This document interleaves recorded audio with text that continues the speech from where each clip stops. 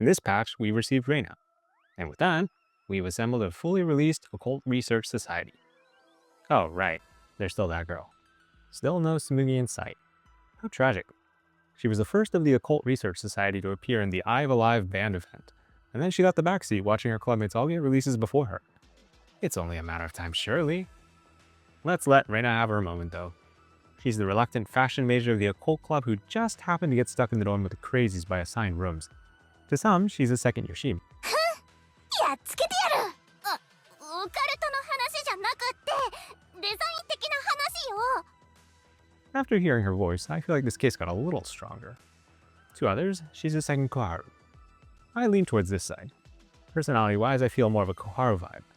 The way I see it, sub anytime Koharu says ecchi with a cult, and you've got basically the same stick in the mud. And for all the bad-mouthing of cult, she's secretly not above partaking in it, like when she was diagnosed with bad juju. Much like Koharu familiarizing herself with confiscated magazines. Just familiarizing herself with it for work. Right, Koharu? Aha. Rena is probably my favorite design-wise of the occult group in any case. I was personally hoping her personality would be a little bit sweeter, so when I got into the story and got the revelation that she's tsundere, it soured me a bit. But I'm doing my best as a sensei to accept her as the student she is. And then in the other corner, we've got Konoka, the deputy director of the Public Security Bureau. I can't help but think she's a palette-swapped Ichika. Because the only thing better than Ichika is two Ichikas. 私っすか？これって合法なんすか？ Maybe it's just my imagination. Design-wise, she's one of my favorites among the newer students. I'm trying to put it into words, but I feel like the design has soul. It reflects the personality they gave her with the Slaven set clothes and the casual teacup in her hand, which does a good job of representing her laid-back nature. She's also got the excessive number of shrine charms dangling from her bag as a nod to her superstitious side. It's finished with an expression that I perceive as good-natured mischievous, like her sly, well-intentioned attempt at helping Kana get into the Valkyrie division of her choice during the swimsuit event. I've taken the liberty of trawling through the exactly one event that we've seen her in, and I found no mention of the occult. Her artwork has always included these excessive dangling fortune charms, though, so it's not like we didn't have anything related to superstition before this event. I'll trust that this isn't some last-minute tack-on so that she could have an urban legend event story. Otherwise, my script trawling mission wasn't completely in vain, though, since I rediscovered, if I had ever known at all, that she likes garlicky tonkotsu ramen. She's also the one that picked out Kana's swimsuit and sent her on the saving lifeguard gig, so if you like seeing that side of Kana, this is your gal to thank. Alright, trivia corner's over. Let's talk about how good these two are. First up, Konoka. Gameplay-wise, she's a question mark to say the least. She's a tank with blue attack and red armor. Her EX is like a combination of Haruka and Tsukuyo in that it deals cone damage and she gets heals on being hit. The damage seems about in line with Haruka's when taking both the ratio and base attack into account. The important thing to note here is that the healing like Tsukuyo only applies while the skill is active, kind of like how Marino's sub-skill adds evasion for the duration of her EX skill. This means that if Konoka gets stunned out of her EX, she'll lose the healing buff. And if you get 25 hits on her during this period, she'll get a 2-cost refund courtesy of her sub-skill. 25 hits is a lot in normal gameplay though. Before we saw the numbers, we thought that Konoka would be a hovercraft pick with a heal on getting hit shenanigans. But Wakamo in hovercraft stuns when she's doing her high hit pedal skill.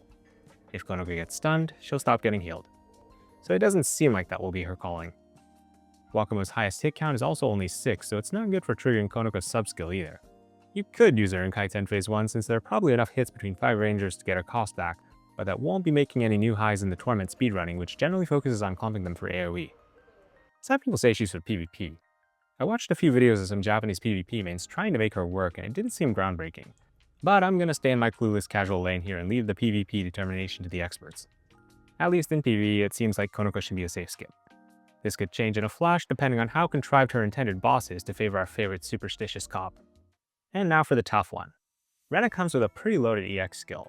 She gets a debuff removal, and on top of that, not just critical damage for specials, but also attack damage for specials. 3 buffs are the cost of 3. It's quite the roll compression. The number on the buffs are nothing to scoff at either. Like the crit damage is barely worse than Idol Sakurako for the same 3 costs. When combined with the additional special attack that she's also rocking, it feels like it's got a lot of potential. It'll pair really well if we eventually get a striker who can empower the EX damage or color effectiveness of special students. Since she only has critical damage on her sub-skill, the thought is that she'll be paired with a striker who offers special attack on their sub-skill along with some other effect like Swimsuit Saki or Swimsuit Kana. If the next boss needs both special damage and debuff removal, it'll be very difficult to substitute anyone else in place of Rena. It's not like she's perfect though. Strikers have the balance-saving struggle of dealing with armor colors, and Rena is wearing the wrong armor color for the existing special raids. They want yellow armor instead of Rena's red. So survival could get dicey for Greg and Gebra if we're talking about general versatility. If it wasn't such a crowded release schedule recently, I'd be inclined to recommend rolling Rena. She has potential by the numbers. I'd especially recommend her if she was a limited student. But somehow we find ourselves in what feels like a constant stream of enticing permanent pool students all of a sudden, and maybe you want to prioritize for the old limiteds who are proven quantities. Or maybe you want to leave some in reserve for the upcoming limiteds who in all likelihood will be broken. It may be fine to skip her if the upcoming raid doesn't require special damage. But let me tell you a cautionary tale. Once upon a time, there was a single target overhealing orange cat who was released, but otherwise mostly side-graded the carrot-loving adult lady healer. The Japanese YouTubers acknowledged she had general potential, but she ultimately was deemed okay to skip. A coconut is fine too, they said. We went through a few of the existing bosses and her performance was as expected. The YouTubers were right. She was a pistol user that went to suicidal positions compared to Coconut, with not enough upside to justify it. Then Gebra came. It was a burly beast that benefited from every aspect of the cat's kit. The best part? There was no adequate substitute. She catapulted overnight to meta with a best-in-class use case. But that wasn't the end. Oh no. An awkward embezzling big sister unleashed the beast, allowing us to clone a Striker's EX. The orange cat would then go on to conquer Hieronymus and Kurokage too. And so she ascended to the pantheon of human rights. This is the tale of Idol Mari. Moral of the story, YouTubers get it wrong too. Because most of us have neither the foresight of exactly what problems are coming, nor the ability to test our gameplay hypotheses against existing bosses at will. That's part of what makes it fun though. Rolling on the things that you think will be necessary and seething in gold or challenging the Herculean task without the meta characters when you're wrong is the essence of Bald Archive. Choose the gold option, Dono. What were we talking about again? Right. Skip Rena at your own peril. My impression is that she's got the numbers to do great things in the future, but we won't know until the next boss comes. Maybe it's just a tower boss that you can slack with no worries. Worst case, you suffer a few golds and pick her up with next year's select ticket. Or maybe, just maybe, it'll be Konoka who actually becomes the next sleeper human rights when all the new content is high hit count, yellow attack stuff that doesn't CC your students. But then again, most of you I assume are global anyways, so you'll probably be armed with the answer when your turn comes. Unless they plan on saving whatever this foreshadowed new boss is until 2027. That's all I've got for this time. I welcome comments on what y'all think about the new characters.